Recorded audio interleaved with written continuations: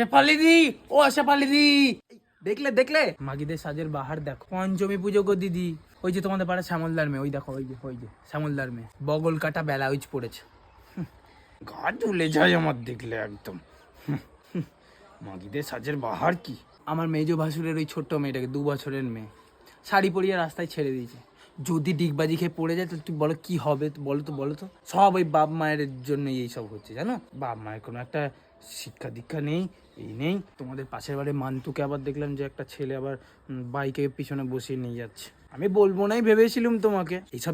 এইসব দেখে শুনে না চুপ করে থাকতে ইচ্ছা করে না আমার। আমি আমাদের মানাকে বলেই দিয়েছি, চুপচাপ খিচুড়ি আর বেগুন ভাজা খেয়ে বাড়ি ফিরে, নাহলে মুখে ঝাঁটা মারবো, আমি বলেই দিচ্ছি। ওই যে সুরেশদার মেয়ে, বাবা একটা স্কুল মাস্টার, পোশাকের বাহার। কেউ বলবে ওর বাবা স্কুল মাস্টার? কি হচ্ছে, পঞ্চমী পুজো হচ্ছে, কি পুজোই না হচ্ছে। মাগিরা ফটো তুলবে গো দিদি, এত বড় বড় সব ফোন দিয়ে দিয়েছে, ফটো তুলবে, নেটে ছাড়ার আবার ধুম পড়বে, সব নেটে ছাড়বে। আমাদের সময় পঞ্চমী পুজো মানে ওই ঘরে মা একটু খিচুড়ি রান্না করে দিল, একটু বেগুন ভাজা করে দিল।